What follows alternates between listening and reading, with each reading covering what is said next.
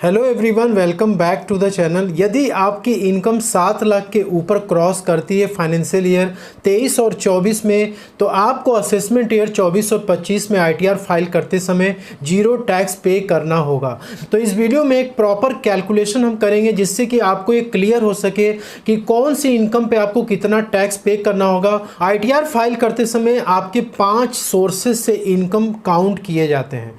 अपनी आईटीआर में आपको सैलरी की इनकम, तो हाउस प्रॉपर्टी की इनकम, पीजीबीपी यानी कि प्रॉफिट एंड गेन्स और बिजनेस और प्रोफेशन की इनकम, एक इंडिविजुअल की यदि इन 5 सोर्सेज से यदि इनकम है तो किस तरीके से उसको ये फ़ायदा मिल सकता है। तो बिजनेस और प्रोफेशन की इनकम हो गई, कैपिटल गेन की इनकम हो गई और अदर सोर्सेज की इनकम, जिसमें कि आपके सेविंग बैंक के इंटरेस्ट और फिक्स डिपॉजिट की इंटरेस्ट इसमें आती है, डिविडेंड की इनकम आती है, एनी अदर इनकम जो आपको होती है सब अदर सोर्सेज में आती है।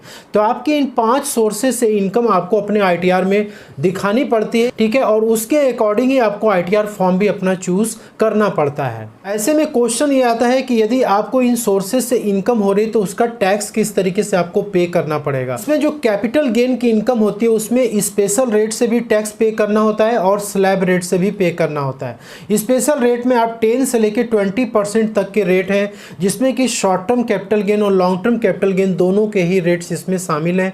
यदि स्लैब रेट की इनकम की यदि हम बात करें तो इसे आपको डेप्ट म्यूचुअल फंड से इनकम हो गया, लिस्टेड बॉन्ड से हो गया, अनलिस्टेड बॉन्ड से हो गया, रियल इस्टेट से हो गया, ये सारे जो आपके कैपिटल गेन होते हैं इन सोर्सेज से उसको स्लैब रेट से चार्ज किया जाता है। बाकी जितने भी कैपिटल गेन्स हैं उसको स्पेशल रेट से चार्ज किया जाता है। तो न्यू टैक्स रिजिम और ओल्ड टैक्स रिजिम के स्लैब रेट को एक बार हम समझ लेते हैं। यदि आप ओल्ड टैक्स रिजिम को ऑप्ट करते हैं और अपनी आईटीआर फाइल करते हैं तो ऐसे केस में 2.5 लाख रुपए तक यदि आपकी इनकम 1 साल में है तो आपका जो रेट होता है वो जीरो हो जाता है और ऐसे केस में आपको आईटीआर फाइल करना मैंडेटरी नहीं है। वहीं पे यदि आप एक सीनियर सिटीजन है या सुपर सीनियर सिटीजन है तो ये लिमिट 3 लाख और 5 लाख तक की है। तो यदि आप एक सीनियर सिटीजन है तो आपकी इनकम यदि 3 लाख तक है फाइनेंशियल ईयर 23 और 24 में तो आपको आईटीआर फाइल करना मैंडेटरी नहीं है। वहीं पर यदि आप एक सुपर सीनियर सिटीजन है और आपकी इनकम 5 लाख तक है फाइनेंशियल ईयर में तो आपको आईटीआर फाइल करना मैंडेटरी नहीं है। तो जैसे मान लीजिए कि आपकी इनकम 2.5 लाख के ऊपर क्रॉस करती है और इस वाले स्लैब में आती है 2.5 लाख 1 से लेके 5 लाख तक, तो इसमें आपको 5% का रेट आपका लग जाता है टैक्स का। यदि आपका इनकम 5 लाख 1 से लेके 10 लाख के बीच में यदि स्लैब में आता है तो 20% का रेट गवर्नमेंट आपसे चार्ज करती है। यदि 10 लाख के ऊपर चला जाता है तो 30% का रेट गवर्नमेंट आपसे चार्ज करती है। और ये जो टैक्सेस आते हैं उसमें एजुकेशन से 4% का एक्स्ट्रा जुड़ जाता है। तो दोस्तों यहाँ पे मान लीजिए कि आपकी इनकम यदि 2.5 लाख के ऊपर चली जाती है तो ऐसे केस में 5% का टैक्स आता है 12,500 रुपये। यदि आपका टैक्स 12,500 रुपये आता है तो आपको ये 12,500 रुपये गवर्नमेंट को टैक्स पे नहीं करना है। क्यों नहीं पे करना है? क्योंकि यहाँ पे गवर्नमेंट आपको 87A में 12,500 का रिबेट देती है, छूट देती है, जिसकी वजह से कि आपका टैक्स क्या हो जाता है, जीरो हो जाता है। इसका मतलब ये नहीं हुआ कि आपको आईटीआर नहीं फाइल करनी है। यहाँ पे काफ़ी लोग गलती ये करते हैं कि उनको ये लगता है कि 5 लाख तक की इनकम हमारी टैक्स फ्री है तो हमें आईटीआर फाइल नहीं करना है।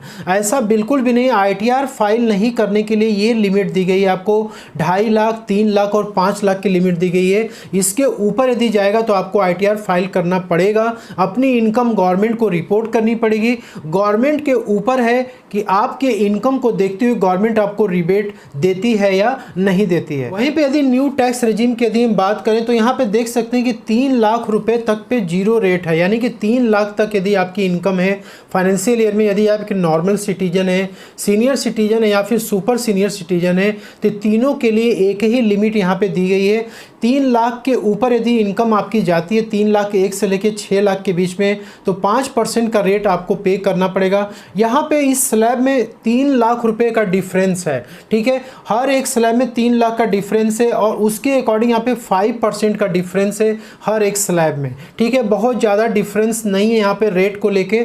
तो देख सकते हैं कि 3 से 6 में 5%, 6 से 9 में 10% है, 9 से 12 वाले स्लैब में यदि आप आते हैं तो 15% का टैक्स देना पड़ेगा। यदि 12 से 15 के बीच में आते हैं तो 20% का रेट है, और 15 लाख के ऊपर यदि आप आते हैं तो 30% का रेट यहाँ पे गवर्नमेंट ने स्पेसिफाई किया हुआ है। तो न्यू टैक्स रेजिम और ओल्ड टैक्स रेजिम में हमने यहाँ पे 4 प्रकार के इनकम के लेवल को लिया हुआ है, और इस इनकम के लेवल को लेके हम एक कैलकुलेशन करेंगे कि हमें कौन से रेजिम में ITR फाइल करना जरूरी होगा। तो सबसे पहले तो हम 5 लाख तक की इनकम लेते हैं और ओल्ड टैक्स रेजिम और न्यू टैक्स रेजिम में एक कैलकुलेशन हम करके देखते हैं। तो इसकी कैलकुलेशन करने के लिए बहुत ही सिंपल प्रोसेस गवर्नमेंट ने सॉफ्टवेयर में प्रोवाइड की है, आप यहाँ से भी कैलकुलेशन कर सकते हैं। इसके लिए आपको सिंपली अपने इनकम टैक्स पोर्टल पे आपको लॉगिन करना है। लॉगिन करने के बाद आप नीचे की तरफ आएंगे तो यहाँ पे देख सकते हैं इनकम एंड टैक्स एस्टिमेटर का एक ऑप्शन आ रहा है, इस पे आपको क्लिक करना है। यहाँ पे बेसिक इन्फॉर्मेशन में आप जाएंगे तो आपको यहाँ पे असेसमेंट ईयर 24 और 25 आपको यहाँ पे सेलेक्ट करना है, क्योंकि आप 24-25 के लिए प्लानिंग कर रहे हैं। और यहाँ पे आपको रेजिडेंशियल स्टेटस अपना सेलेक्ट करना है, और इसके बाद आपकी एज ये ऑटोमेटिक ले लेता है। जैसे आपने इनकम टैक्स पोर्टल पे रजिस्ट्रेशन किया होगा पैन नंबर डाल करके, तो ऑटोमेटिक एज ले लेता है, ठीक है। इसके बाद आपको इनकम डिटेल में आना है, और यहाँ पे देख सकते हैं जैसे मैंने आपको बताया था कि 5 सोर्सेस ऑफ इनकम होते हैं, जिसमें कि आपकी इनकम यदि किसी में आती है तो आपको यहाँ पे रिपोर्ट करना है। तो सैलरी की इनकम, हाउस प्रॉपर्टी की इनकम, कैपिटल गेन की income, business profession, other sources की इनकम, इसमें से जो भी आपका इनकम होगा वो आपको यहाँ पे इंटर करना है 1 बाय 1 करके। इस पे क्लिक करेंगे तो यहाँ पे आप सैलरी की इनकम आप रिपोर्ट कर सकते हैं। यहाँ पे जो हमारी टोटल इनकम पहली वाली है 5 लाख रुपए की, तो यहाँ पे सैलरी की इनकम इसमें आ जाएगी, हाउस प्रॉपर्टी की आ जाएगी, इसके बाद कैपिटल गेन की इनकम यहाँ पे आ जाएगी। जो आपके केस में होगा वो आपको सिंपल इंटर करना है, सारा डिटेल बिजनेस और प्रोफेशन का इनकम, इसके बाद अदर सोर्सेज का इनकम, सेविंग बैंक का इंटरेस्ट, फिक्स्ड डिपॉजिट का इंटरेस्ट। तो आपको अपना डिडक्शन इंटर करना है, फिर यहाँ पे बता देगा आपको एज पर old tax regime new tax regime में आपको क्या क्या अलाउ है, क्या क्या अलाउ नहीं है। अब ये देख सकते हैं आप न्यू टैक्स रेजिम में सारे डिडक्शंस को इसने हटा दिया है, सिर्फ और सिर्फ 80 CCD 2 का जो डिडक्शन है यहाँ पे देखिए इसमें नहीं हटाया, इसमें आपको डिडक्शन मिल जाता है, ठीक है। तो ये डिडक्शन आपकी आ जाती है। इसके बाद आप नीचे की तरफ आएंगे तो यहाँ पे देख सकते हैं कि टैक्सेबल इनकम 5 लाख की new tax regime old tax regime दोनों में आ रही है। टैक्स यहाँ पे कैलकुलेट हो रहा है 12,500 और इसमें कैलकुलेट हो रहा है 10,000 रुपीज़, ठीक है। तो यहाँ पे टैक्स आप देख सकते हैं कि ये कैलकुलेट करके आपको दिखा रहा है। इसके बाद नीचे की तरफ जब आएंगे तो आपको यहाँ पे टोटल अमाउंट आप देख सकते हैं, यहाँ पे आप देखेंगे आपका टैक्स जो है 12,500 का बना, और यहाँ पे आपको 12,500 का रिबेट मिल गया 87A में। यहाँ पे देख सकते हैं कि न्यू टैक्स रेजिम और ओल्ड टैक्स रेजिम दोनों में ही टैक्स 0 आ रहा है। तो यदि आपकी इनकम 5 लाख तक है तो 2.5 लाख तक तो आपकी इनकम टैक्स फ्री हो जाएगी, मतलब उस पर 0 टैक्स आएगा। लेकिन नेक्स्ट जो 2.5 लाख है, यानी कि 2.5 से लेके 5 वाली जो स्लैब थी उसमें 5% का रेट है, तो 5% के रेट से आप कैलकुलेट करेंगे तो टैक्स आएगा 12,500। अब इसमें गवर्नमेंट आपको, जैसे मैंने बताया कि 5 लाख तक की इनकम पे गवर्नमेंट रिबेट देती है, तो 5% का रिबेट आपको यहाँ पे मिल गया 87A में, तो आपका टैक्स यहाँ पे क्या हो गया, 0 हो गया। वहीं पे न्यू टैक्स रेजिम में यदि आपकी इनकम 7 लाख रुपए तक है तो उस केस में 0 टैक्स लगता है। तो 7 लाख तक रुपए, तो दोस्तों आपने देखा कि 3 लाख रुपए तक तो 0 है, लेकिन अगले 3 से 6 लाख रुपए में यदि हम करें तो यहाँ पे 15,000 रुपये आपका टैक्स अमाउंट आता है, क्योंकि यहाँ का डिफरेंस 3 लाख रुपए निकाल लेंगे, 5% के रेट से कैलकुलेट करेंगे। इसके बाद जो 6 से 9 वाली जो स्लैब है उसमें आपका 1 लाख रुपए एक्स्ट्रा बच गया था, यानी 6 लाख तक का आपने कैलकुलेशन यहाँ पे कर दिया। नेक्स्ट जो 1 लाख है वो 10% वाले स्लैब में चला गया, तो 7 लाख रुपए आपका आ गया, यहाँ पे 10,000 रुपीज़ टैक्स आ गया। तो टोटल यहाँ पे आपका 25,000 रुपये का क्या बन रहा है, टैक्स बन रहा है 7 लाख की इनकम तक। अब यहाँ पे गवर्नमेंट आपको 25,000 का रिबेट यहाँ पे दे देती है 87A में, इसलिए 7 लाख तक की इनकम आपकी क्या हो जा रही है, उस पर 0 रेट से टैक्स बन रहा है। दोस्तों यहाँ पे बहुत इंपॉर्टेंट पॉइंट है जो मैंने आपको शुरू में बताया था कि यदि आपकी इनकम 7 लाख के ऊपर है तो भी आपका टैक्स यहाँ पे 0 आएगा, तो उसको आप समझ लीजिए यहाँ पे बहुत ध्यानपूर्वक। यहाँ पे हम टोटल इनकम लेते हैं 7 लाख रुपए का, और यहाँ पे ओल्ड टैक्स रेजिम में 57,900 का टैक्स बन रहा है, वहीं पे न्यू टैक्स रेजिम में यहाँ पे 0 का टैक्स आ रहा है। यहाँ पे दोस्तों जो 7 लाख रुपए यहाँ पे टोटल इनकम आ रही है, हमारी नेट इनकम आ रही है। यदि हम ये मानते हैं कि यदि आपकी इनकम सैलरी में 7.5 लाख रुपए तक की है तो उस पर आपको 50,000 का स्टैंडर्ड डिडक्शन मिल जाता है और आपका नेट इनकम यहाँ पे 7 लाख रुपए आ रहा है। ठीक है, तो यदि 7 लाख रुपए तक आपकी इनकम होती है तो टैक्स जो है आपका जीरो आएगा। यहाँ पे 7.5 लाख रुपए आप सिंपल इंटर कर देंगे और इसके बाद फिर से वही कैलकुलेशन हम करेंगे दोस्तों।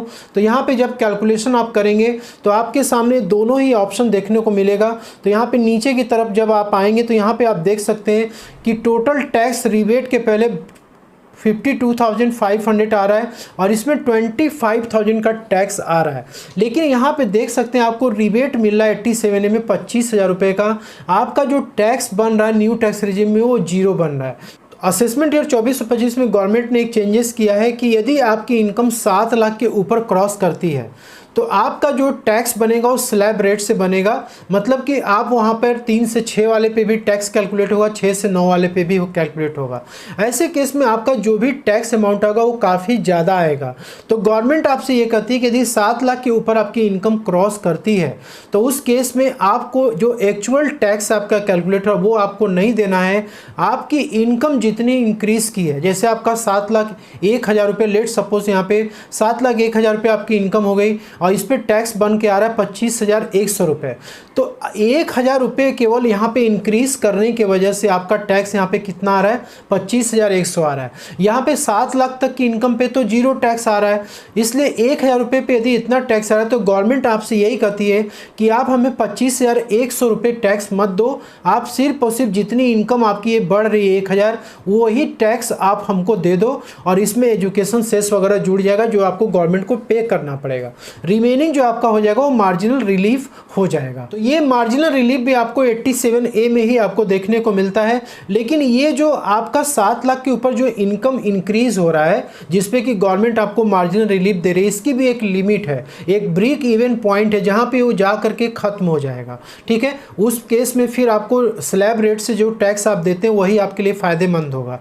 तो यहाँ पे देख सकते हैं कि यदि आपकी नेट इनकम 7,27,778 रुपये यदि है तो ये ब्रेक इवन पॉइंट है। यहाँ पर न्यू टैक्स रेजिम में आपको जो स्लैब रेट से टैक्स आएगा और जो आपका मार्जिनल रिलीफ के दोनों ही इक्वल हो जाएगा। इस इनकम पे आपको कोई भी बेनिफिट देखने को नहीं मिलेगा। जो टैक्स आपका स्लैब रेट वाला आएगा और जो मार्जिनल वाला आएगा दोनों ही सेम होंगे और आपको उतना टैक्स गवर्नमेंट को देना पड़ेगा। ठीक है, तो यहाँ पे देख सकते हैं कैलकुलेशन हम कर लेते हैं।